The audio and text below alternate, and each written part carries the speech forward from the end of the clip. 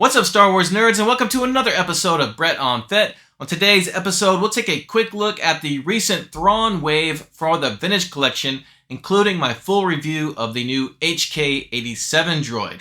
Plus, I'll give a bonus review on the new Sabine Ren from the Retro Collection. Let's get to it.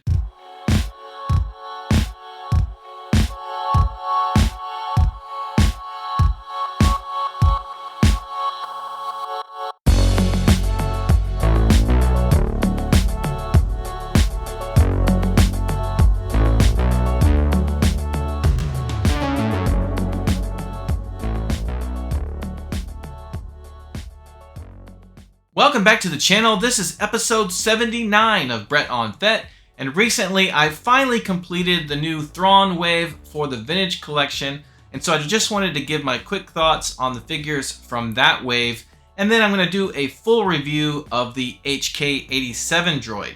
Now, before we get into all that, I do have a bonus review for you guys for the new Sabine Ren from the Retro Collection. So I wanted to take a look at her and compare her to the Vintage Collection version. So let's take a quick look at the new Retro Collection Sabine Ren.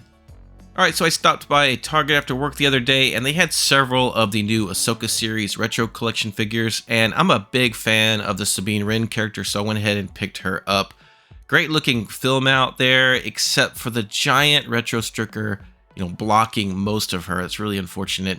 And there's a look at the figure in the bubble. And like I pointed out last week on the Chopper Retro, they have lessened the amount of fake weathering around the border of the card, which is a step in the right direction. But great looking film out image of Sabine there. In my opinion, this is what we should have gotten for the Vintage Collection instead of that deluxe set release. But maybe Hasbro will re-release her on her own card back, similar to how they did with the Tusken Warrior. If they do that, let's just hope they correct her helmet first. And I think they will. I think they've kind of alluded to that in interviews. All right, so here she is out of the packaging. Let's look at the accessories. She gets dual blasters, one blue, one yellow. So that's a nice little touch that they gave us the alternating colors on those. Then of course there's the green Ezra saber, which of course is solid green all the way through the hilt. And then her helmet there, which is actually pretty nice. Of course, the rangefinder is molded into the helmet like Kenner did with the Boba Fett back in the day. So let's take a look at the figure. Some really nice paint apps. I just like the design of Sabine's armor in general. And she's got that saber there molded onto her leg, as you would expect for a vintage style figure. Extremely tight joints, by the way. It actually takes quite a bit of effort to rotate her head and her arms. The helmet fits on nicely, and it doesn't look too big. It looks a little bit big, but definitely does not look unusual. It looks fine and as you would expect for a vintage style figure. And I definitely prefer the look of her with her helmet on. So here she is holding her pistols. A bit awkward as you'd expect from a Kenner inspired figure. And here's a look at her holding the green lightsaber. So next I just wanted to quickly compare the Retro Sabine to her Vintage Collection counterpart. As you can see, very similar color styles, just simplified for that retro look. And notice that the head on the TVC version is slightly bigger than the retro version, which brings me to the real reason I wanted to compare these two, and that's a look at the helmets given the TVC oversized helmet situation. Of course, we all know the TVC version just looks completely ridiculous, and there they are in comparison. And I just wanted to see what it would look like if we did a little bit of a helmet swap between these figures, since they are similar size. So let's first take a look at the helmets themselves. You can see the retro one is just a simplified version. Not as nice, of course, but look at the significant difference in size. It's just so funny to me. So let's try to pop the retro one on the TVC, and it is snug, but it fits. And look how much better the size of that helmet looks on the TVC Sabine. So, and just for fun, let's pop the TVC helmet on the retro, and it's just ridiculous. It's way too big and it falls right off because she's got that slightly smaller head. But when you've got smaller removable helmets like this retro one and the TVC Boba Fett Morak one, for example, it just seems like Hasbro could have made it work for the TVC version. Overall, this is a pretty nice retro collection figure. If you're a big Sabine fan, you may want to pick this up. If you're all in on retro collection, I'd say you definitely want to pick this up. Alright, so switching over to the vintage collection, I finally got my new TVC Thrawn in the post. I have had a struggle trying to get my figures from this wave in. I got the Grand Inquisitor pretty early. Thrawn was shipped maybe 2 days after the Grand Inquisitor, but he got lost in the mail and it took over 2 weeks for him to finally get to my doorstep, but he made it. And this was my second most wanted TVC figure from last year.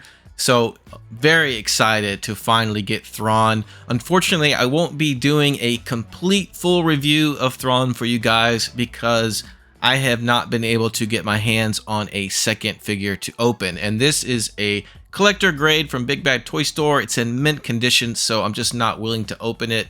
I have ordered a second figure, but he just didn't arrive in time. So we're gonna just take a look at the figure in the card.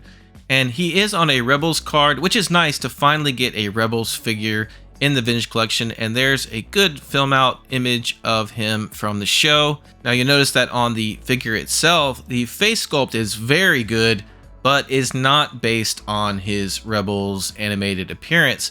So I like to think of it as a realistic interpretation of the animated material. It is VC 296, and there is a look at the rest of the wave and other recent releases. And speaking of the head sculpt, I just wanted to bring in the Black Series version. Here's my Black Series Thrawn. Of course, he's got that East Salamary on him that actually came from the Luke Skywalker for some weird reason. But let's take a look, and you can see they are identical face sculpt. So it's basically like they took the Black Series version and scaled it down, which I'm totally fine with because I love the Black Series version. I think it's a great sculpt. And so I think that worked out nicely. And by the way, I fully expect that Hasbro will put out another version of Thrawn on an Ahsoka card with a head sculpt that is based on the live action appearance. All right, so these are the first 4 from the Thrawn Wave that I received, and I'll just go through these quickly. We just talked about Thrawn, so I'll skip him. I did show the Grand Inquisitor on a previous video, but we'll take a look at him again. Unfortunately, I don't have a second one of him yet, so I can't get him open. But he is an excellent looking figure, all new sculpt, great card back, VC 293, very happy with this one. And then here's Ahsoka Tano. She is a straight repack, so just nothing exciting here. The film out is good. As my man Paul from Paul's Collectibles said, it's a very appropriate film out since she's basically crossing her arms like that the entire show. She is VC 297, and hopefully later on we will get an Ahsoka the White version from the latter half of that series. And then next is Morganelsbeth, just an extremely boring figure overall, but credit where credit is due, it is a very nice figure. The cloth goods on her dress looks really good. She's VC 295. She's just extremely boring. She has no accessories. Maybe they will re-release her based on her Night Sister version with that really cool sword. And then yesterday, my opener figure for the HK-87 arrived from Amazon. I'm still waiting on my collector grade version from Big Bad Toy Store, but I figured at least since I've got the opener first, I can go ahead and do a full review for you guys. Now, by the way, you may notice that I'm still missing the Luke Jedi Academy, which is also part of this wave. Still waiting on that one. I don't know when it's going to come. I don't know why it's taking so long.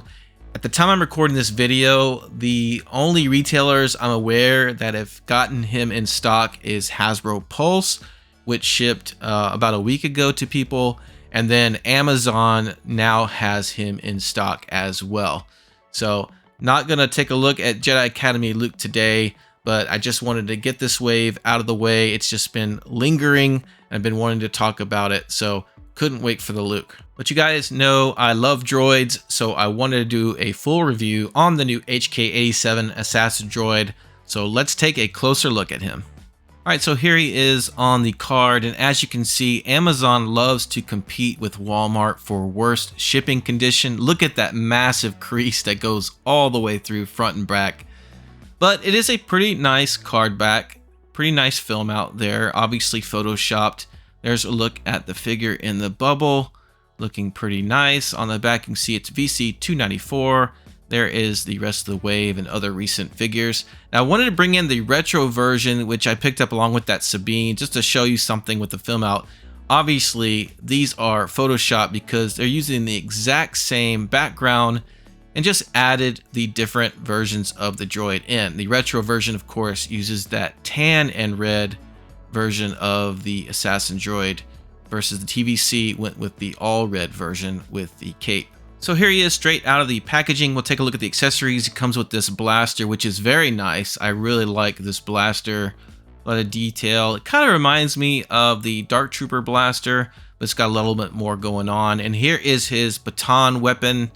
I guess that's what you would call this. You know, pretty nice little mold there. And let's take a look at the figure. My first impression of the head sculpt is that it just appears unfinished. It may be fairly screen accurate, but it just seems like it needs a little more paint apps going on. Now the chest plate looks pretty good. You've got at least some different colors there, and same with the lower legs. Has a nice gunmetal gray paint job. Lifting up the cape, you can see he's got some paint apps on the pauldron there. That looks pretty good. And even on the back, even though they know they're putting a cape on this, they at least added some detail to the sculpt there and a touch of extra paint. Overall, I think it's a little bit too much of that plasticky red for my liking. I would have preferred a little bit more extra detail with the paint apps. Let's go ahead and remove his cape. Now you can remove it without taking off the head, but it's a little bit snug, so I'm just gonna take the head off so I don't stretch the seams. There he is without the cape. Let's go through the articulation. He is on a barbell for the neck, which is really nice. His pauldron has that loose rubber attached there at the top, so you get plenty of flexibility. There's a ball hinge there, so that's good. So I think you get plenty of rotation there at the shoulder, but the problem here is at the elbow. You've got this little swivel hinge joint. It's extremely tight, but it's also obstructed there by the mold. So you cannot get 90 degrees on this thing, not even close. And that is a problem in my opinion. You gotta get 90 degrees with these action figures. Now you got a crunch there, that works good as far as swivel, but you're not gonna get much in the way of bending forward and back. A little bit tight there. Not a huge deal for a droid, but just noting it. At the hips, you do have a barbell style connection, but it's not in a way that you can rotate the leg outward. It basically just rotates like 5 POA style. We have a standard swivel joint at the thigh. At the knee, you have a regular hinge, which does get 90 degrees. The hinge does not swivel, but there is a swivel at the connection to it just below it. So that's fine. And then at the ankles, it's just another standard hinge. It's not rocker ankles or anything like that, but that's pretty par for the course when it comes to droid figures, so no big deal there. So in my opinion, the biggest issue with the articulation by far is the elbows. That is a problem. Hasbro does need to do a better job of figuring out how to make some of these molds work for articulation. To me, for a vintage collection figure, it is a must to get 90 degrees on the elbows. So let's take a look at HK-87 with his accessories. Now, the gun does fit nicely in his right hand, but trying to pose him with both hands holding the weapon is very difficult. You see his right hand just kind of pops off when I try to lock both hands on the weapon. It's just really tough. I was able to get it like this with his left hand extended all the way, which doesn't look as good. I really wanted to get him in that pose where he's holding the weapon closer to his chest, and so that's kind of disappointing, and that's an issue with the elbows and the grip. A modern action figure that uses a blaster should be able to hold the weapon with both hands and hold it closer to his chest like this HK-87 droid here. So here he is with his baton or spear, if you will, and I had a problem getting this thing to stay in his right hand alone. It's just a very loose grip. He does better if you put it in his left hand. And it does seem they specifically molded the right hand to fit the blaster and the left hand to fit the baton. And I don't really have an issue with that. I'm just simply noting it. And just for fun, let's bring in that retro collection version of HK-87. Of course, as I mentioned before, they went with the tan and red version for Retro. I would have much preferred the Tanner Red version for the TVC, but I'm sure Hasbro will eventually put out that version eventually to not let this new mold go to waste. Now, accuracies aside, I do find it ironic that the Retro version actually has more paint apps on the head sculpt than the TVC version, but I'll just leave it at that. Here is a look at the back of the molds for both figures. It's worth noting that the shades of red used for these figures are slightly different. The Retro version has more of a magenta hue to it versus the TVC version is just kind of a darker red, maybe a hint of orange. For some reason, my camera is making it look a lot more orange than it really is.